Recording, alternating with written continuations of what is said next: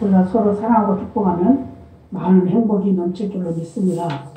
그래서 항상 행복하다고 고백하고 감사하는 그런 은혜가 있기를 바랍니다. 십자가 상의 7마디 말씀 중에 3가지 말씀 우리가 같이 은혜를 나눴고, 이제 4번째 엘리 라마 사박다니, 오늘 본문에 있는 34절에 나오는 말씀이죠. 그래서 무슨 뜻이라고요? 나의 하나님 어찌하여 나를 보셨나이까. 엘이라고 하는 말은 하나님이라는 뜻이거든요. 그래서 나의 하나님. 어찌하여 나를 보셨나이까. 우리의 죄를 위해서 버림받으신 예수님의 모습을 말해주고 있습니다.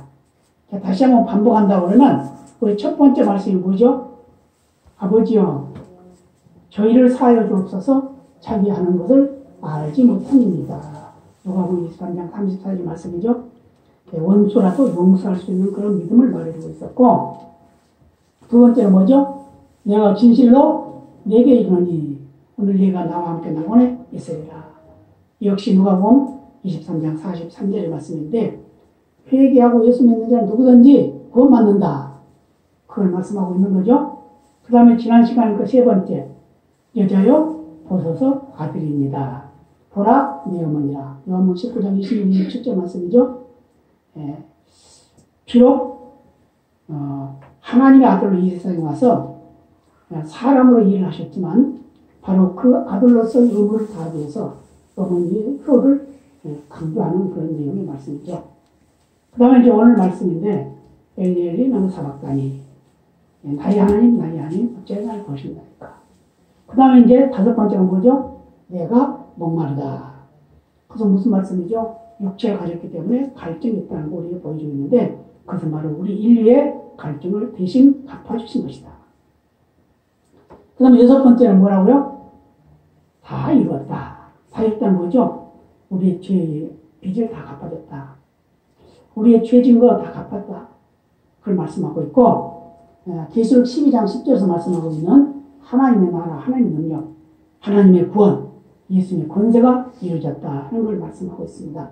그 다음에 마지막에 7번째는 누가복음 3장 46절에 하신 말씀으로, 아버지 내 영혼을 아버지 손에 부탁하나이다. 우리도 다 이 세상 떠날 때 하나님께 이런 기도를 할 수 있어야 될 줄로 믿습니다. 아버지 내 영혼을 아버지 손에 부탁하나이다. 누가 그랬죠? 사도행전에 보면 스데반 집사가 그랬어요.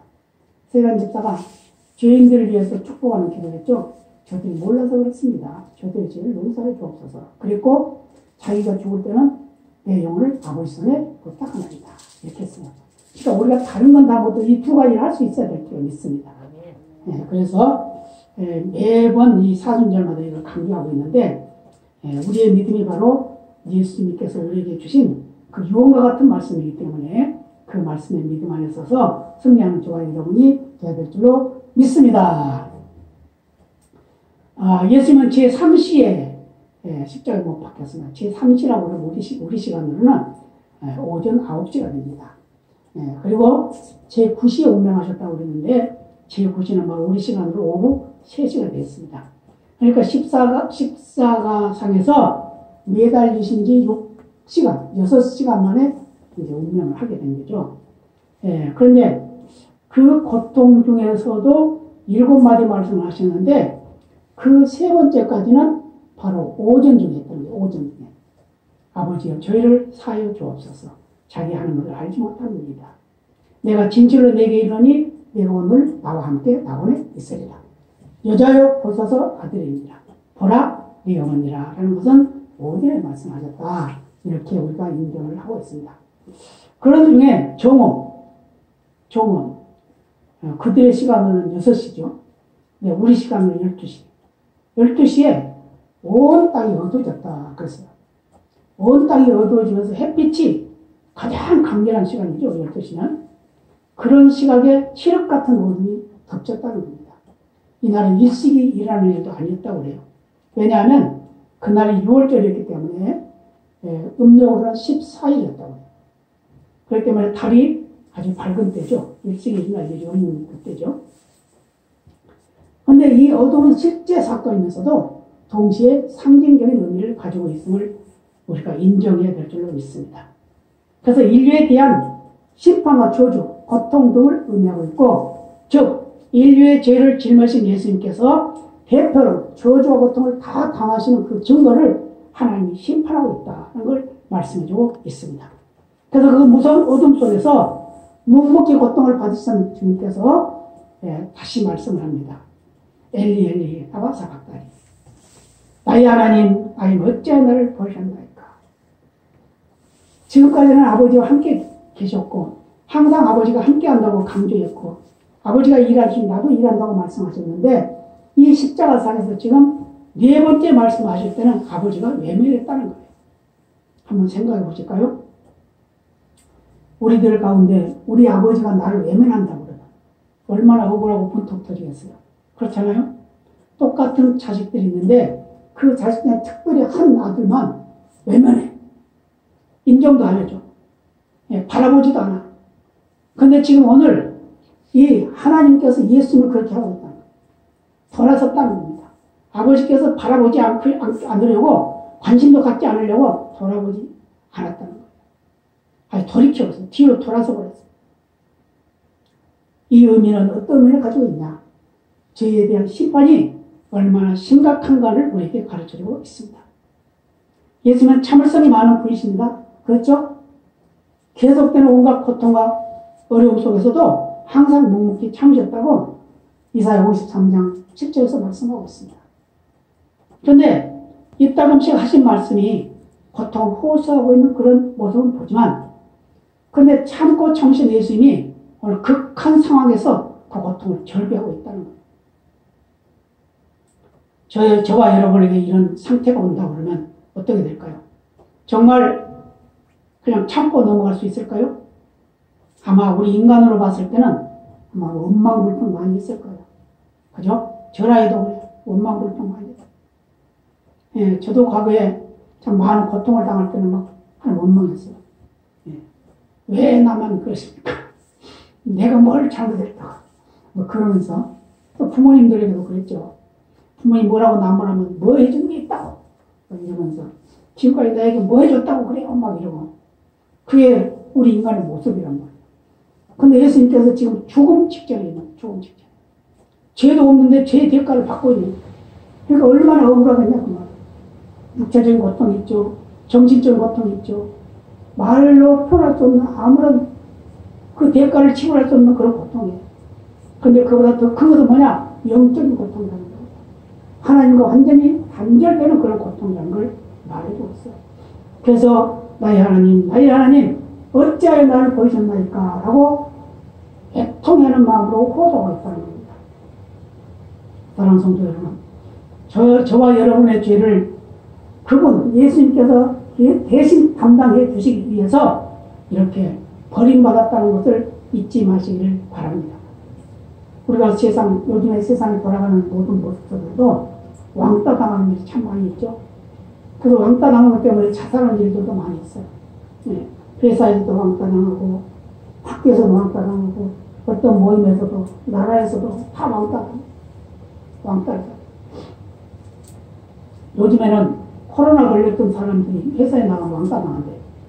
네. 그런데요, 다 쫓아낸대요. 나가라고 그래요. 상대도 안 해요. 그러니 얼마나 힘들겠어요.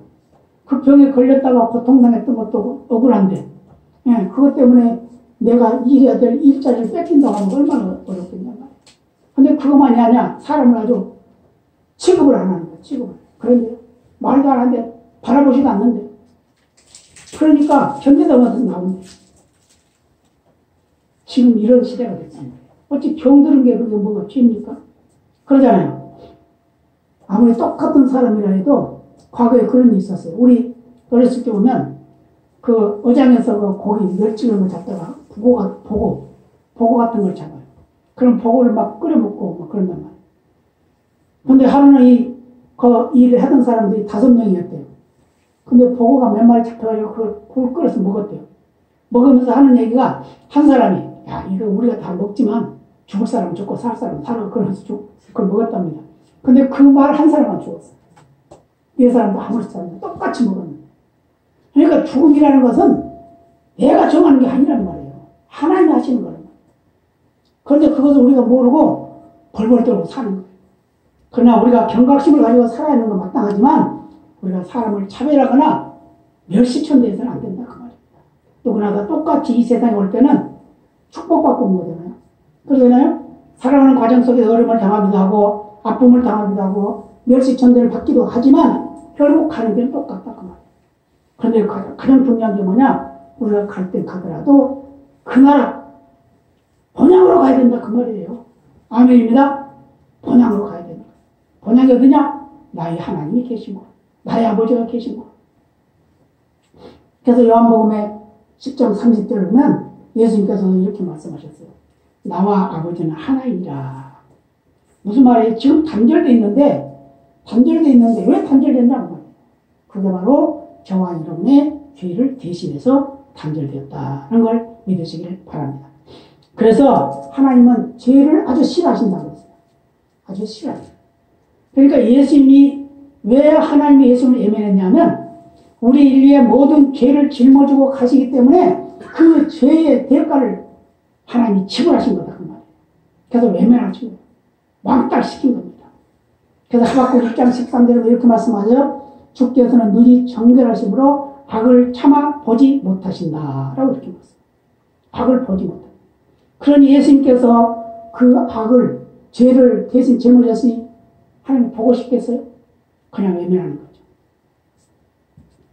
그래서 인류의 모든 죄를 대신 짊어지고 가신 예수님, 고린도후서 5장 21절이나 요한복음 1장 29절은 이미 말씀하고 있어요. 이미 저주의 대상이 바로 예수님이라는 걸 말씀하고 있는데 그 저주의 대상은 바로 저와 여러분이 당해야 될 저주를 예수님이 대신 당하기 때문이다 라고 말씀하고 있습니다. 사람이 육체가 아프고 물질의 시험이 오고 그런 여러 가지 고통이 온다면 그 큰 고통이 있더랍니다. 그러나 그보다 더 중요한 것은 정신적인 고통이고 그보다 더 큰 고통은 영적인 고통입니다. 여러분, 영적인 고통은 치유할 방법이 없어요. 치유할 방법이 없어요. 그것은 바로 중병에 걸렸던 자가 증세가 완화되면 좋아하는 것 같지만 좋아하는 것 같이 우리의 영이 죽었다가 살아난다고 하면 얼마나 좋아하겠냐고 말이에요. 그러나 죄 싹선 사망이라고 말한 것 같이 죄의 대가는 분명히 죽음이다 그 말이에요. 근데 그 죽음을 이길 수 있는 방법이 뭐냐? 예수의 구원이다 그 말이에요. 예수 믿음이다 그 말입니다. 그래서 예수님께서 우리의 죄를 구원하기 위해서 십자가를 지시고 버림을 당하시는 그런 억울함을 당하셨다 그 말이에요. 이사야 59장 2절로 이렇게 말씀합니다. 오직 너희 죄악이 너희와 하나님 사이를 내었고 너희 죄가 그 얼굴을 가리워서 너희를 듣지 않으시게 하미니 라고 말씀하고 있습니다. 이게 바로 영적인 사망입니다. 육체는 멀쩡하게 살아있는데 죽은 목숨과 같다 그 말이에요. 바로 왕따를 당하고 있다 그 말이에요. 영원한 멸망으로 가고 있다 그 말이에요. 여러분 잘 알고 있는 무기가 잘 있거나 노인과 바다 등을 가지고 54년도에 노벨 문학상을 수상한 해밍웨이. 그는 얼마나 훌륭한 사람입니까? 네, 노벨상을 받은 사람이에요. 근데 그거 어떻게 했어요? 창총으로 자살하고 말았어요. 왜 그랬을까요? 그 유서 내용이 이런 게 있어요.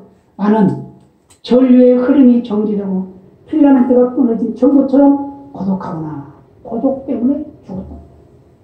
우리 인간은 고독이 아주 참기 힘든 게 고독입니다. 그렇죠? 그래서 거의 다 그 자살하는 사람들의 유형을 보면 거의 다 이런 유형이에요. 고독해서, 힘들어서, 왕따당해서 이것 때문에 자살을 나가요. 그렇다고 해서 우리가 자살하는 건 원치 않습니다. 그렇죠? 여기 계신 분은 절대 자살을 이유는 없을 거라고 생각합니다. 네, 이렇게 그 자살할 수 있을 만큼 왕따를 당하는 거, 외로운 거. 그것이 얼마나 무서운 병이냐라는 걸 우리가 말씀해 주고 있는데 예수님께서 그걸 담당하셨다고 말해요. 그래서 믿음으로 오늘 예수님을 바라보면 이길 수 있다고 말입니다. 왜요? 예수님이 내 생에 죽었으니까. 나의 고통 대신 죽었으니까. 내가 왕따 당했던 그것을 대신 예수님이 당했으니까. 그래서 그걸 믿으면 우리는 육체적 고통이나 정신적 고통이나 어떤 환경과 역돌의 고통이라 할지라도 바로 예수님의 믿음이 죽었기 때문에 감사하며 살아가는 저와 여러분이 되어야 될 줄로 믿습니다. 아멘입니다. 예, 또 한 가지는 뭐냐? 왜 예수님께서 이런 말씀 하셨느냐? 진실한 신앙이란 무엇인가를 우리에게 가르쳐주고 있다고 말이에요. 여러분, 진실한 신앙 얼마나 중요해요. 요즘에 그 바이러스 때문에 얼마나 많은 어려움을 겪고 있어요. 오늘도 뭐 와가지고 뭘 주고 있는데 예배를 할 수 없도록 만들어놓고 있어요. 아니 뭐 표시해 놓는다고 그게 뭐 바이러스가 안 오나요? 뭐 몇 명에서 몇 명만 해야 된다. 그걸 또 뭐 그런 시대가 됐다고 말이에요. 그런 시대인데 이걸 또 어떤 사람들은 더 좋아하는 사람도 있어요. 오히려 좋대, 편하대. 교회 가려고 애쓰지 않아도 좋다고. 그런 사람도 있어요. 아니 뭐 교회 가면 더 옮겨줄 텐데 안 가야지. 그런 사람도 있고요. 아니 교회가 옮기는 데입니까? 교회는 옮기는 데가 절대로 아니에요. 발생하는 데도 아니에요. 왜냐하면 교회가 세상의 어떤 누구보다도 교회가 방역은 철저하게 합니다. 그렇기 때문에 우리는 교회가 더 안전지대라는 거예요. 안전지대. 그렇기 때문에 교회를 더 우리는 안전하다고 생각해요. 그런데 오늘 본문을 통해서 하신 말씀이 뭐죠? 나의 하나님, 어찌하여 나를 버리셨나이까? 하나님이 나를 버리실 만큼 그런 극악한 상황 속에 있다 하더라도 내 믿음은 변치 않아야 된다 그 말이에요. 아멘입니다. 그래서 시편 22편에 보면은 다윗이 그런 고백을 하게 됩니다. 고백을 하게 됩니다. 1절 보면 말씀을 하죠. 네. 그런데 특별히 22장, 시편 22편 18절에 보면은 예수님의 그 상황을 그대로 말씀하고 있어요. 내 겉옷을 나누며 속옷을 제비뽑나이다 라고 이렇게 말씀하고 있어요. 그런데 이것이 누가복음 23장 34절에 가서 그대로 성취가 됩니다. 군병들이 예수님의 옷을 나누고 겉옷은 나누죠. 찢어서 쪼가리 내가지고. 그런데 속옷은 통으로 짧기 때문에 그건 찢을 수 없으니까 제비 뽑아서 갖자. 그 제비 뽑았다. 그런데 이것을 1000년도 넘는 그 시대에 다윗의 입술을 통해서 고백했던 그것이 실제로 예수님을 통해서 이루어졌다. 그래서 다윗의 시중에 메시아시다 이렇게 이제 말씀을 하고 있는데 이렇게 수많은 세월을 지나가는 그런 가운데서도 예수님이 오실 것을 기대하고 예수님이 당하실 고통을 인지하고 또 그것을 입술로 고백할 수 있는 그런 믿음의 사람이 누구였냐? 바로 다윗이었다는 거예요. 우리도 바로 그런 믿음의 삶이 되어야 될 줄로 믿습니다. 지금 이 순간이라도 하나님이 우리를 애매한다고 하면 하나님이 우리를 버린다고 하면 어찌하시겠습니까? 나의 하나님 어찌하여 나를 버리셨나이까 말할 수 있을까요? 네. 원망불평하겠죠. 그런데 예수님은요 이제 원망하지 않았어요. 뭐라고 했어요? 그렇게 버림받은 그런 처지에서도 나의 하나님이라고 불렀다는 거예요. 나를 외면해도 나의 하나님입니다. 그 말. 나를 버려도 나는 나의 하나님입니다. 그 말. 우리 인생이 살아가는 모든 과정 속에서 우리 믿음을 지킨다는 것은 쉬운 것이 아니죠. 그러나 우리의 믿음을 흔들림 없이 지킬 수 있는 것은 우리의 신앙의 견고함입니다. 믿으시길 바랍니다. 그래서 예수님께서도 죄로 인해서 당신의 죄가 아닌 인류의 죄로 인해서 죽는다 하더라도 그 죽음 그 고통이 바로 자기의 고통이었다는 거예요. 그러나 그것을 어떻게 받아들였다고요? 하나님의 버림으로 받아들였다는 거예요. 그럼에도 불구하고 그는 나의 하나님이라고 부를 수 있었다는 말입니다. 저와 여러분도 그런 믿음의 아름다운 고백이 되어야 될 줄로 믿습니다. 우리에게 때때로 고난을 당하고 어려움을 당하고 무엇을 잃어버린 것이 있다고 하면 우리는 어떡합니까? 여전히 믿음을 지킬까요? 지키리라고 저는 믿습니다. 원망과 불평을 하지 않는가요? 믿음을 저버리고 떠나지는 않는다요. 어떤 분은 그러더라고. 나는 기분 팔아서 기분 나쁜 교회 안 나온대. 기분으로 신앙생활 하나요? 그거 안 되죠. 어떤 환경과 처지가 우리 앞에 있다 하더라도 그거는 흔들림 없는 믿음이 되어야 된다. 오직 예수님만이 내 생명이고 예수님이 나의 모든 것이고 그 나라의 자격자는 바로 예수 믿는 것밖에 없다. 그 나라를 가는 것은 바로 예수님밖에 없다. 그것을 우리에게 가르쳐주고 있으니 우리는 겨울이나 여름이나 가을이나 겨울이나 변함없이 푸르는 상록수같이 오히려 겨울철이 되면 더 돋보이게 드러나는 상록수같이 흔들림 없는 우리의 믿음이 되어야 될 줄로 믿습니다. 그러기 위해서는 어떻게 해야 될까요? 고통 중에서 여전히 사랑을 고백할 수 있는 그런 믿음이 되어야 될 줄로 믿습니다.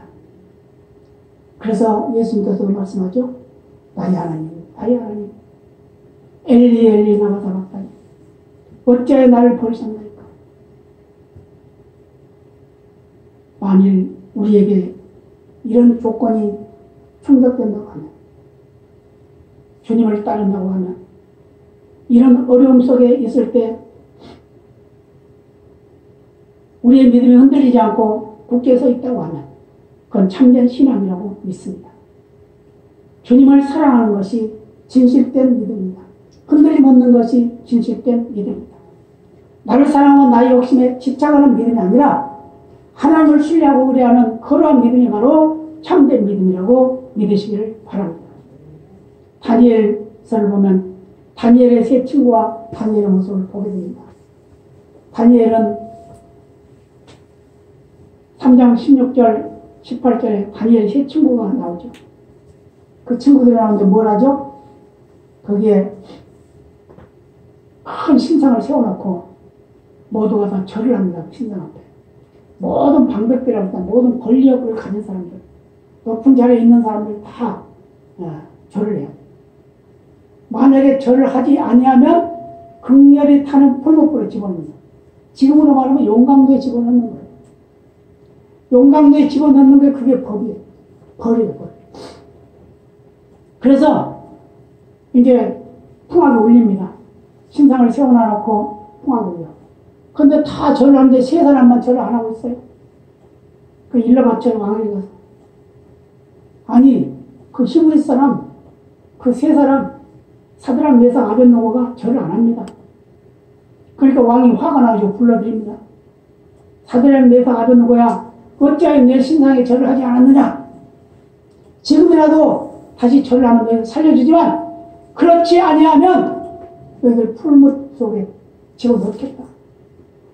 그러니까 18절에 이렇게 말씀합니다.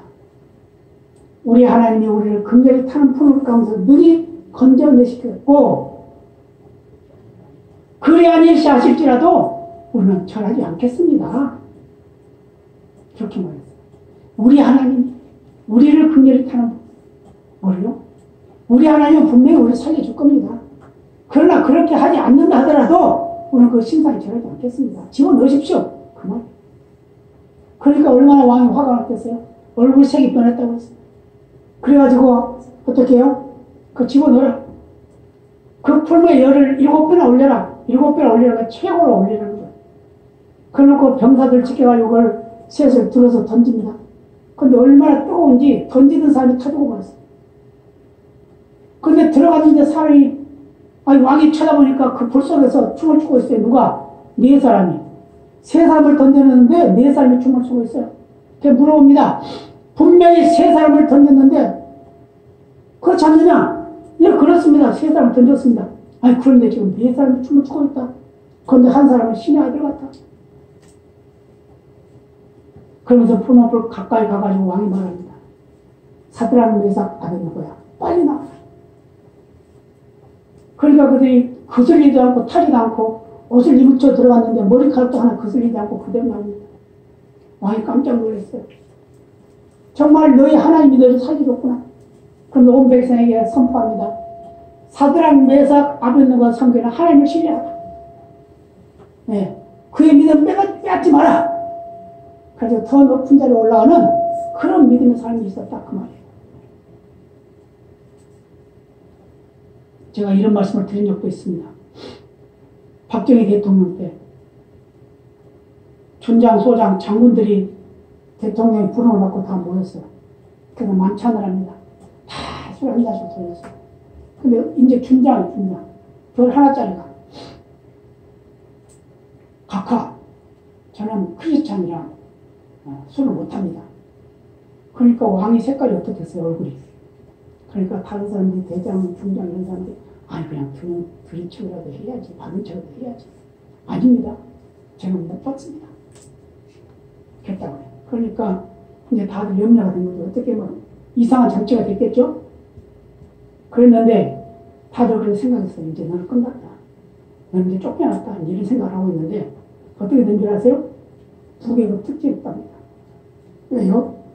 이게 진짜 크리스찬입니다. 진짜 예수쟁이다. 안 믿는 사람도 인정해 주는 거예요. 우리가 믿음을 굳게 지키면 안 믿는 사람도 인정해 준다 그 말이에요. 그렇기 때문에 우리는 우리의 믿음을 지키는 일에는 조금도 소홀함이 없어야 될 줄로 믿습니다. 다니엘은 어떻습니까? 6장 10절에 그러죠. 왕계에는 다른 신이나 사람에게 구하는 자는 사자굴에 넣기로 했는데 다니엘은 그 조서를 내려서 왕이 조서를 내서 의인을 찍어서 붙여놓은 그걸 보고도 집에 들어가서 예루살렘으로 향한 문을 열어놓고 하루에 3번씩 습관을 따라서 하루 3번씩 항상 기도했다는 거예요. 뭐하기 위해서? 자기 나라 민족을 회복시키게 해달라고. 다시 한번 회복시키게 해달라고 기도했다는 거예요. 그런데 그걸 보고 일러 바쳤어요. 그래서 뭐라고 기도했어요? 감사했더라. 하루 3번씩 기도하면 그 하나님께 감사했더라. 그러니까 어떻게 되겠어요? 결국은 사자굴에 들어가게 됩니다. 사자굴에 들어갔지만 어떻게 해요? 그 죽지 않았어요. 예수를 안 믿는 하나님 모르는 다리오 왕이 밤새 기도를 합니다. 금식을 하고 다니엘이 섬기는 하나님 다니엘을 살려주세요. 기도했다니까요. 그리고 그 사자굴에 집어넣을 때 다니엘에게 그랬어요. 다니엘아, 네가 들어가도 네가 섬기는 하나님을 살려주실 것이다. 이렇게 말했다니까요. 그리고 밤새 기도했어요. 왜냐? 자기가 한 말이 책임져야 되니까. 기도했어요. 그랬더니 어떻게 돼요? 다니엘은 사자굴에 들어가서 사자들 보슬보슬한 그 털 그거 비고 따뜻하게 잠자고 새벽이 되니까 왕이 먼저 일어나서 달려갑니다. 날이 새자마자 들어가. 다니엘아! 네가 섬기는 네 하나님이 너를 구원하지 합당하더냐? 왕이시여 만세소를 앞서서 내가 죄 없음이 분명히 드러났습니다. 빨리 다니엘 끌어올려. 다니엘 끌어올렸어요. 그러나서 어떻게 왕이 이 다니엘을 죽이려고 하는 이 정적들을 전부 다 아이들까지 다 죽여라. 여기다 다 집어넣어라. 그러잖아요. 가지고 그 정적들을 전부 다 온 가족을 다 뭐 30명인지 50명인지 100명인지 모르죠. 다 사자굴에 집어넣었는데 이 사자들이 얼마나 화가 났는지 그걸 그 활동하는 사자를 굶겼다고 그럽니다. 굶겼대요. 그러니까 다니엘 얼른 잡아먹었겠지. 그런데 못 잡아먹은 거예요. 왜요? 천사들이 입을 꽉 막고 있으니까. 그런데 이제 천사들이 떠나버리니까 어떻게 돼요? 이제 그 먹을 것이 들어오니까 그냥 낼름낼름 그냥 떨어진 대로 그냥 부스러졌다고 그러잖아요. 뼈까지 부셔떨었더라. 얼마나 신나는 일입니까? 얼마나 신나는 일이에요. 그거 말입니까? 출애굽 당시에 이스라엘 백성들 그 얼마나 그 어려운 처지였어요. 네. 그랬는데 어떻게 됐어요? 6월절 양을 잡고 피를 문설조 인방에 발라놓으면 죽음의 사자가 지나간다. 그러니까 다 그렇겠어요. 근데 유대인들은 아무도 안 죽었어요. 근데 그걸 바르지 않는 자들은 다 죽었죠. 그랬는데 나중에 출애굽하고 나서 어떻게 해요? 홍해를 앞에 놓고 어떤 노름이 있습니까? 뒤에서는 지금 바로왕이 군대를 몰고 지금 쫓아오고 있죠. 밤은 캄캄하죠. 근데 난리가 났어요. 어떻게 하나 저들이 쫓아오는 거예요. 근데 하나님이 그만두나요?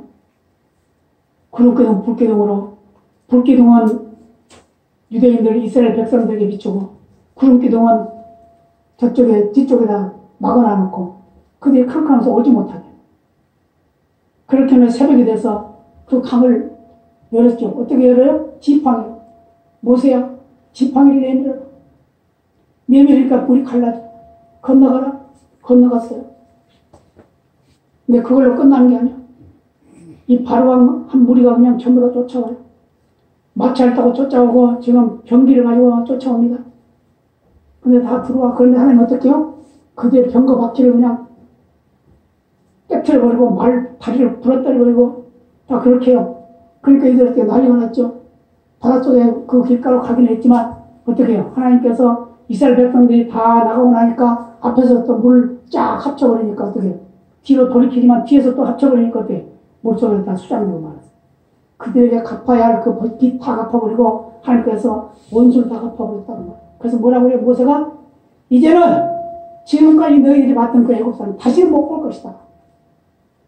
우리 인생 속에서도 우리가 죄악에 빠져있던 우리의 모습들이 예수님 때문에 죄의 사함을 받고 이런 새로운 생명으로 거룩한 백성으로 세상 속에 하나님의 영광 안에서 살아가는 우리의 모습 속에서 우리의 모든 묵은짐을 팔아놓게 되고 이제는 버림받은 인생이 아니라 새로운 소망의 들어옴으로 거듭난 그래서 하나님을 신뢰하고 의뢰하는 그러면서 쓰임받는 그런 은혜가 저와 여러분에게 있을 줄로 믿습니다. 엘리 엘리 나바 사박다니 나의 하나님 어찌하여 나를 버리셨나이까. 이 말씀은 죄에 대한 심판이 얼마나 심각한지를 우리에게 가르쳐 줬고 이 말씀에 진실한 신앙이란 어떤 것인가를 우리에게 가르쳐 주셨습니다. 그 믿음에 흔들림 없는 저와 여러분이 되어서 주님 만났을 때 칭찬과 상급이 풍성한 은혜를 누리시기를 예수님의 이름으로 축복합니다. 다 같이 기도하시겠습니다. 아버지